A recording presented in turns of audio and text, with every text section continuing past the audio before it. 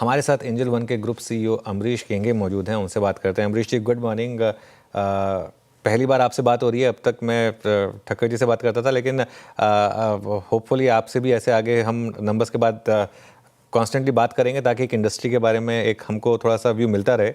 आपने जब आपकी कंपनी ने जब पिछली बार बात की थी तो ये कहा था कि 18 से 20% के करीब टॉप लाइन पे इम्पैक्ट आएगा, लेकिन इतना मतलब डिप आया नहीं एटलीस्ट इस क्वार्टर में। तो क्या ये मान के चलें कि वर्स्ट इज ओवर आपके लिए? अनुज जी, एक तो बहुत अच्छा लग रहा है आपसे मिलके। आई नो आप दिनेश जी से बात करते हैं, बट फ्यूचर में भी आपसे बात होती रहेगी। सी पुराने क्वार्टर में भी हमने बोला था कि हम लोग थोड़ा बॉटम आउट कर रहे हैं उस क्वार्टर में, और हम लोग एज ऊपर देखेंगे तो बेटर हो जाएगा नेक्स्ट क्वार्टर। और वो इस बार हुआ। 8% हमारे ग्रोस रेवेन्यूज बेहतर हुए पिछले क्वार्टर से, Q4 से। ऑल्सो अगर आप एडजस्टेड बेसिस, नॉर्मलाइज बेसिस पे देखिए, राइट, लास्ट क्वार्टर में हमारा एक 64 करोड़ का स्पेशल हमने रिलीफ लिया था वेरिएबल पे का। वो इस क्वार्टर में नहीं है, तो उसको नॉर्मलाइज करें। और अगर आप आईपीएल एक्सपेंस नॉर्मलाइज करें, वो दोनों अगर आप नॉर्मलाइज करें, तो इस बार अगर आप इबिडा देखें, हमारा क्वार्टर ओवर क्वार्टर 30% बेटर है। हमारा पैट जो है नॉर्मलाइज्ड, वो 26% बेटर है। सो हमको लगता है कि वर्स ओवर तो हुआ है, लेकिन दूसरी चीज अनुज जी, जैसा आप जानते हैं कि मैक्रो साथ में होना चाहिए। अब ये लास्ट कुछ महीनों से परफेक्ट स्टॉर्म रहा है। थोड़े ऑफकोर्स रेगुलेटरी चेंजेस रहे हैं, जो कि लॉन्ग टर्म बेनिफिशियल हैं आई थिंक कंज्यूमर्स के लिए। लेकिन आपने देखा कि थोड़ा पाकिस्तान एस्केलेशन हुआ, टैरिफ्स वाली बात हुई, ईरान में हुआ, चीज़ें उन सब से इम्पैक्ट होता है।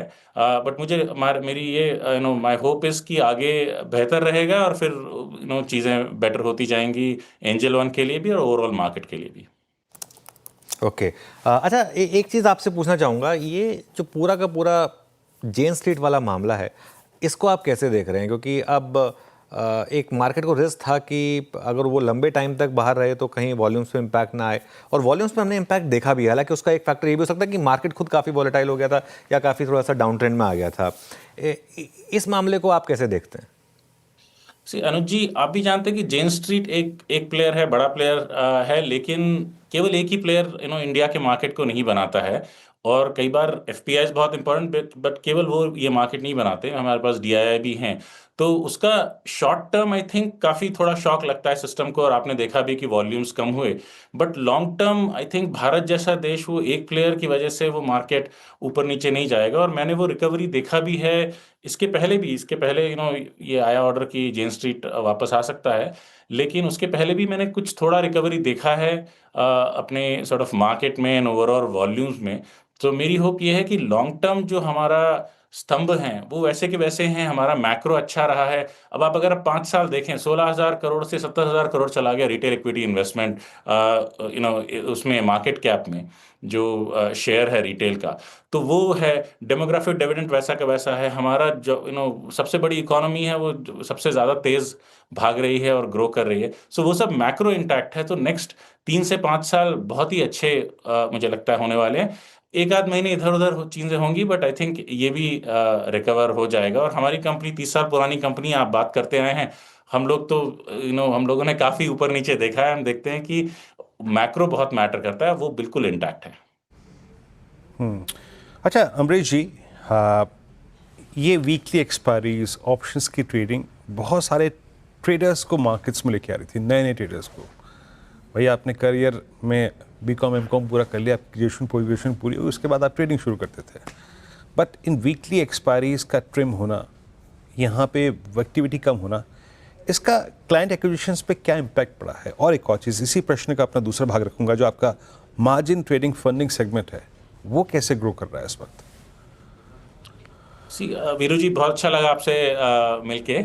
और अगर आप एफएनओ धन्यवाद सर। में देखिए, आई नो आपने ये जो ट्रेडिंग है, वो देखिए, जो एक्सपायरी जो चेंज हुई उससे फर्क तो पड़ा है, आपने भी देखा। बट उसको सेपरेट नहीं कर सकते, बहुत मुश्किल है, बिकॉज बहुत और भी चीज़ें हुई। जैसे मैं अनुज जी से कह रहा था कि बहुत सारे मार्केट चेंजेस भी हुए, और उसकी वजह से उसको सेपरेट आउट करना बहुत मुश्किल है। बट जहां तक मार्जिन ट्रेडिंग का सवाल है, हमने ये बताया भी कि हमारी जो मार्जिन जो क्लाइंट लेंडिंग जो कर रहे हैं हम, इसके लिए जो क्लाइंट बुक जो है, वो हमारी ईयर ओवर ईयर 40% प्रतिशत बढ़ी है और एंड ऑफ क्वार्टर में वो करीब करीब 4700 करोड़ पे थी और एवरेज करीब 4200 करोड़ था लास्ट क्वार्टर। सो वो बुक बढ़ रही है ईयर ओवर ईयर। अगर आप देखें हमारा मार्केट शेयर भी डिफरेंट सेगमेंट्स में वो भी बढ़ रहा है।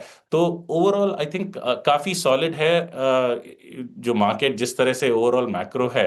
एंड एफएनओ की बात करें तो हमारा जो एफएनओ हमारा जो पूरा ग्रॉस रेवेन्यू है उसमें एफएनओ ब्रोकिंग जो है वो करीब 45% है। तो लोगों को लगता है बहुत ज़्यादा होगी बट वो 45% ही है उसमें।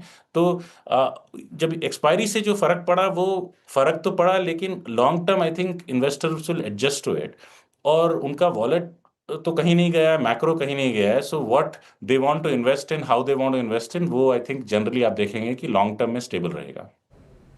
बिल्कुल। और वो अच्छा, एक चीज़ विजिबल भी है जो यहाँ पर आपका जो वेल्थ मैनेजमेंट बिजनेस है वर्टिकल जो है उसमें एक स्ट्रांग ग्रोथ रही है। एयूएम में अगर आप देखें तो सीक्वेंशली करीब 33% का उछाल है। यहाँ कैसी ग्रोथ देख रहे हैं, क्या ये ट्रेंड कायम रहेगा? सॉरी आपका लास्ट में सुनाई नहीं दिया मुझे थोड़ा सा। इसमें सीक्वेंशली लगभग 33% की ग्रोथ है यूएम में। यहाँ पे कैसा रुझान देख रहे हैं अगले क्वार्टर्स में आप? See I think wealth management business बहुत अच्छी तरीके से ग्रो कर रहा है। आप अगर देखें तो ये 5000 करोड़ का से ज़्यादा का एयूएम हो गया है। और वही जो जो इन्वेस्टर्स दे है उनका डिफरेंट नीड स्टेट्स होती है। एक जगह वो एफएनओ में करेंगे फिर बाद में कई बार वो ग्रेजुएट कर जाएंगे इनटू ईटीएफ्स या म्यूचुअल फंड्स बट कुछ लोग वेल्थ में जाएंगे। तो ये काफ़ी अच्छा देख रहे हैं हम ग्रोथ और आई थिंक आगे भी ग्रोथ काफ़ी अच्छी लगती है उस बिजनेस में वेल्थ मैनेजमेंट में।